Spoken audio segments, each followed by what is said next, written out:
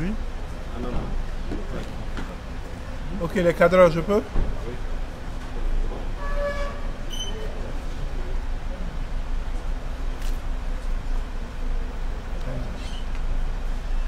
Donc nous avons tenu aujourd'hui un conseil des ministres avec son Excellence le président du Faso et le Premier ministre, M. Christophe Joseph Marie David.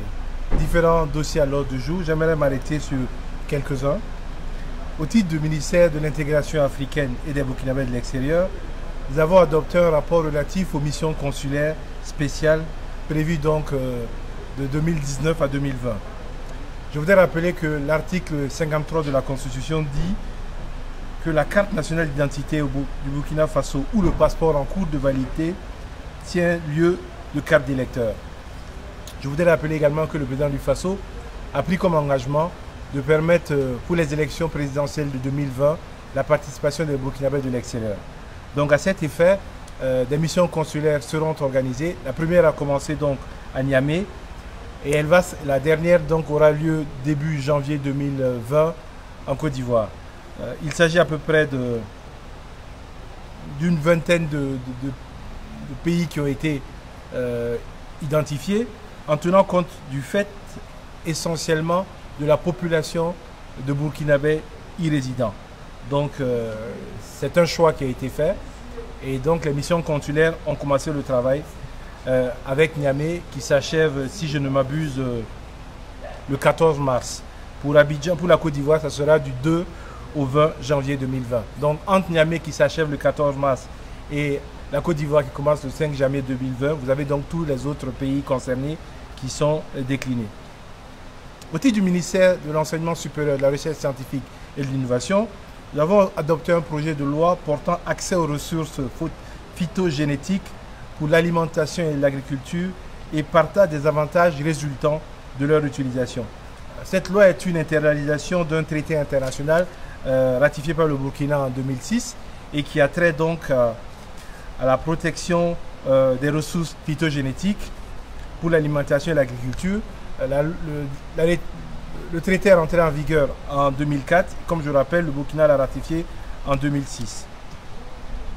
Au titre du ministère de l'Agriculture, nous avons validé les résultats de l'appel d'offres ouvert international qui date du 15 mai 2018 pour la réalisation de travaux d'aménagement de 400 hectares de périmètre irrigué de type semi-californien dans les régions du centre-nord et de l'Est. C'est un montant de 3 milliards 520 millions 189 197 francs CFA pour un délai d'exécution de 8 mois hors saison des pluies. Le financement est assuré par la BID. Nous avons également au titre du ministère de l'Énergie adopté un rapport qui a trait au projet Backup solaire. À ce niveau-là, donc, j'invite le ministre en charge de la question à entrer dans les détails de ce rapport. Alors, mesdames et messieurs les journalistes, effectivement, le Conseil a adopté donc le rapport sur les backups solaires. Le backup solaire pour les ménages, les PME, PMI, pour permettre à ce que nous puissions en tout cas aider les ménages, les PME, PMI à avoir donc de l'installation solaire. Vous savez, aujourd'hui, donc, nous avons l'un des kilowattheures les plus chers de la sous-région, à savoir que pour les ménages, nous avons en moyenne autour donc, de 130 francs. Aujourd'hui, le Burkina Faso a l'un des meilleurs ensoleillements au monde et nous sommes vus dans la sous-région comme étant donc, les leaders en matière d'énergie renouvelable, énergie solaire. Et avec les backups, vous êtes à mesure donc, de sortir des kilowattheures autour donc, de 50 francs le kilowattheure. C'est vous dire que ça permettra à nos industries d'être plus compétitives parce que quand vous importez de l'énergie avec la Côte d'Ivoire et le Ghana et que vous avez un des kilowattheures les plus chers, vous avez beau faire des efforts, vous ne pouvez pas vendre avec la sous-région. Et donc, ce rapport-là va permettre déjà d'aller dans ce qu'on appelle un crédit à taux zéro. Donc, vous avez donc la possibilité d'avoir un backup solaire qui va être immédiatement installé chez vous et graduellement vous rembourser. Chaque mois, en fonction donc de la capacité que vous avez eu donc à installer, vous remboursez une certaine somme donc pour une concurrence peut-être de 2-3 ans en fonction de ce que vous payez en amont et de ce dans quoi donc vous vous êtes engagé. C'est dire que nous avons étudié vraiment des mécanismes assez souples pour permettre à ce que les ménages, les PME, PMI puissent vraiment s'en acquérir. Et ce que nous avons aussi pris comme engagement, c'est de garantir le matériel. Et le projet est basé en ce moment au niveau donc, de l'ANERE, l'agence pour la promotion des énergies renouvelables et l'efficacité énergétique, pour mettre l'accent sur la qualité du matériel et aussi les garanties, pour permettre à ce que le matériel qui sera donc installé puisse être vraiment garanti et faire de telle sorte que vraiment le consommateur puisse être protégé. L'un dans l'autre, c'est un projet innovateur, c'est l'un des premiers dans la sous-région. C'est l'État même qui s'est engagé pour accompagner donc, ce projet. Nous avons déjà pas mal d'engouement au niveau donc, de Ouaga et nous espérons à terme donc, pouvoir donc, pour la première phase installer les bacs pour autour donc, de 5000 ménages. Et nous espérons que peut-être d'ici là, nous allons avoir peut-être une rallonge parce que c'est un prêt contracté donc, avec l'État. Et donc, tous ceux qui rentrent dans ce prêt-là aussi, bon, s'engagent à rembourser. Et autour au bout donc de 3 ans, je pense que c'est un prêt qui va être remboursé. Mais nous avons prévu de faire un crédit revolving. Ça veut dire qu'une fois que vous remboursez, cet argent pourrait être pris encore pour être réinjecté dans le cycle et permettre donc à d'autres ménages, d'autres PME, PMI de pouvoir en acquérir. Pour terminer, nous avons mis l'accent aussi sur les entreprises qui ont, en tout cas, sur le plan financier et sur le plan technique, qui ont montré une certaine robustesse pour vraiment nous accompagner, afin que nous puissions réussir vraiment, en tout cas, cette première phase. Nous comptons sur vous aussi pour nous accompagner, parce que bon, je peux dire que c'est une phase pilote, parce que c'est nouveau, et nous espérons en tout cas que dans les quelques semaines à venir, en tout cas, les premiers kits vont être déjà sur le terrain. On a déjà commencé donc les inscriptions et au niveau donc de l'ANERE et dans les régions, au niveau donc des directions régionales donc de la Sonabel, et nous sommes en tout cas en train donc de recueillir aussi les fiches d'inscription.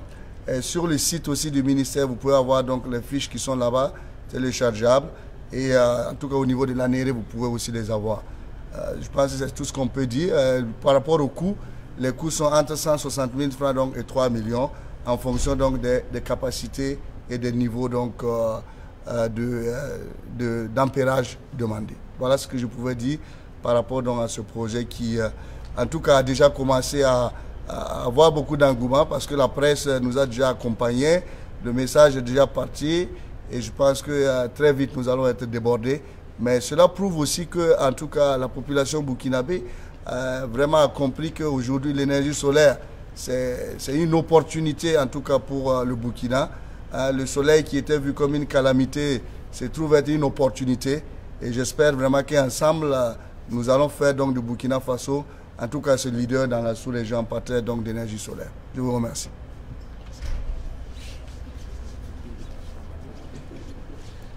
Des questions au ministre, bien c'est bon. Donc au titre des communications orales, donc le ministre de la Culture, des Arts et du Tourisme a fait le point partiel donc de la cinquantenaire du FESPACO avec les niveaux de participation, les prix qui ont été présentés, les difficultés rencontrées également. Le Conseil en tout cas tient à féliciter les Burkinabés pour leur civisme et leur citoyenneté parce que les Burkinabés se sont pliés véritablement en termes d'hospitalité à des règles qui nous rendent célèbres à travers le monde, mais également en termes de discipline, ont accepté les conditions sécuritaires qui leur avaient été imposées. Dans le même ordre d'idée, avec tous les festivaliers que nous avons reçus, à peu près autour de 5000 personnes, il est important quand même de saluer les forces de défense et de sécurité qui ont assuré donc tant au niveau de Ouagadougou, sur les sites, dans les hôtels, mais de façon générale, un déroulement impeccable de ce cinquantenaire-là. Donc le Conseil veut véritablement remercier ces forces de défense et de sécurité pour leur accompagnement et les féliciter pour leur abnégation au travail, parce que en même temps que nous avons des fronts terroristes et des fronts sécuritaires habituels, il y a eu donc cette sécurisation obligatoire-là afin de garantir l'image et la respectabilité de notre pays à travers le monde. Le ministre de la Sécurité nous a fait également le point d'un mouvement qui a lieu au niveau d'un certain nombre de policiers le ministre a, à sa demande, donc, rencontré l'UNAPOL, qui est le syndicat, qui a dit ne pas être derrière le mouvement. Le gouvernement voulait rappeler donc sa disposition à la discussion. Il est important que nous puissions discuter, mais il est important aussi que nous sachions avec qui nous discutons. Donc, à partir du moment où l'UNAPOL dit qu'elle n'est pas responsable de ce mouvement-là, nous souhaitons donc avoir les personnes responsables discuter avec elle, étant donné que c'est un des principes du gouvernement, c'est de discuter. Le Premier ministre, je rappelle, a écrit une correspondance à l'UNAPOL pour leur signifier que après le FESPACO, il prendrait les dispositions pour discuter avec eux. Il a instruit le ministre de la fonction publique, du travail et de la protection sociale de rencontrer l'UNAPOL, ce qui a été fait. Il a instruit également le ministre de la Sécurité de rencontrer l'UNAPOL, ce qui a été fait. Et donc nous attendons donc ceux qui se mettent derrière ce mouvement-là, s'ils ne sont pas de l'UNAPOL, qu'ils s'assument et qu'ils viennent discuter avec le gouvernement sur les questions qui sont posées. Quoi qu'il en soit, le gouvernement reste ouvert à la discussion, mais rappelle que nous sommes dans un état de droit et qu'il y a des règles à respecter. Il y a un interlocuteur connu de la police qui est l'UNAPOL. Il y a également des règles d'engagement de nos forces de défense et de sécurité qu'il faut respecter, éviter de tomber donc dans les situations qui sont préjudiciables à l'image de notre pays, parce que ça fait la deuxième fois, par exemple, que certaines ambassades se voient privées de leur protection par la police. Ça pose un problème d'image de notre pays. Au-delà, l'image même de cette institution importante de notre pays qui est la police nationale. Après, les questions qui sont des questions de négociation peuvent être mises en œuvre, qui n'ont rien à voir avec les actes qui ont été posés et sur lesquels le gouvernement voudrait appeler à avoir de la retenue. Mais je rappelle, nous restons entièrement ouverts à la discussion. Identifions les personnes avec qui nous voulons discuter et nous allons discuter sur ces questions-là. Donc, sur les autres aspects, donc, je reste à votre disposition s'il y a des questions à poser. C'est bon? Ok. Allez. Il y a session parlementaire à 16h. On a la chance d'avoir le président de l'Assemblée nationale du Sénégal qui est là. C'est une personnalité importante de la sous-région. Et c'est également une marque d'estime. En tant que ministre en charge des relations avec le Parlement, je vends le business du Parlement pour vous.